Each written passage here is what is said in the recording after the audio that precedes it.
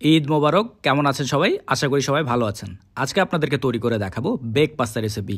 খুবই সহজ আর খুবই মজাদার এই রেসিপি। তো প্রথমেই আমরা একটি পাত্রে নিয়ে নিব পানি।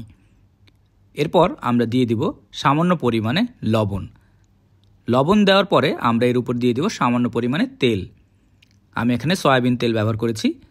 তেল দেওয়ার পরে আমি একটি চামচের সাহায্যে এগুলোকে একসাথে ভালোভাবে মিক্স করে নিব। মিক্স করা হয়ে গেলে যখন পানিটি একটু গরম হয়ে যাবে এর উপরে আমরা দিয়ে দিব পাস্তাগুলোকে আমরা দিয়ে আমরা চামচের সাহায্যে নেড়ে চেড়ে আমরা একে সেদ্ধ করব। আমরা একে কয়েক মিনিটের মতো সেদ্ধ করব। যখন পাস্তাগুলো সেদ্ধ হয়ে আসবে তখন আমরা এই পানিগুলো থেকে পাস্তাগুলোকে আলাদা করে নিয়ে নিব।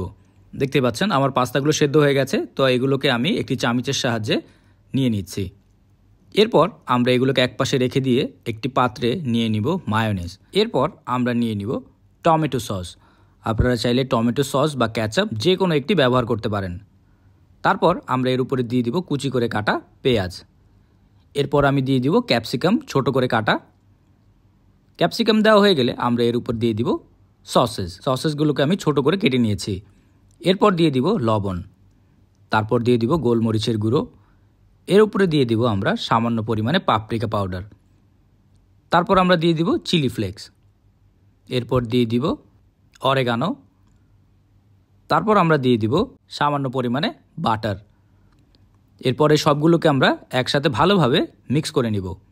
আমি এখানে সসেস ব্যবহার করেছি। আপনারা চাইলে এখানে মুরগির মাংস বা গরুর মাংস ব্যবহার করতে পারেন। এর উপর আমি দিয়ে দিব আমাদের সেদ্ধ করা পাস্তাগুলোকে। এরপর আমরা এই পাস্তাগুলোকে একসাথে ভালোভাবে মেখে নিব।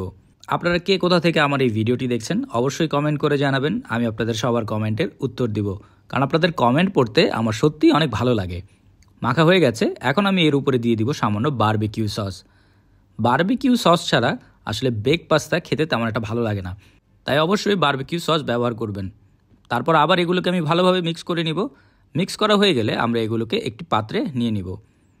আমরা একটি ছোট পাত্রে নিয়ে নিব, কারণ আমরা এগুলোকে ওভেনে বেক করব। এখন আমি উপরে দিয়ে দিচ্ছি মোজারেলা চিজ। আপনারা এখানে যে কোনো চিজ ব্যবহার করতে পারেন। আমি এখানে ব্যবহার করেছি মোজারেলা চিজ। আমি মোজারেলা চিজের পরে এখানে দিয়ে দিলাম সামান্য চেডার চিজ। এরপর আমি এর উপরে দিয়ে দিচ্ছি সসেস। এরপর কিছু কুচি করে কাটা ক্যাপসিকাম। তারপর ব্ল্যাক অলিভ। আপনারা চাইলে এখানে গরুর মাংস বা মুরগির মাংস ব্যবহার করতে পারেন। এরপর ওভেনে আমরা 25 থেকে 35 মিনিটের মতো বেক করব। তাহলে আমাদের বেক পাস্তা তৈরি হয়ে যাবে। দেখতেই পাচ্ছেন কি সুন্দর মজাদার বেক পাস্তা আমাদের ঘরে তৈরি হয়ে গেল। এরকম মজার রেসিপি পাওয়ার জন্য টোস্টেড বাংলা পেজকে অবশ্যই ফলো করবেন। আর ভিডিওটি যদি আপনাদের ভালো লেগে থাকে একটি লাইক অ্যান্ড শেয়ার করতে ভুলবেন না। সবাই ভালো থাকবেন, সুস্থ থাকবেন।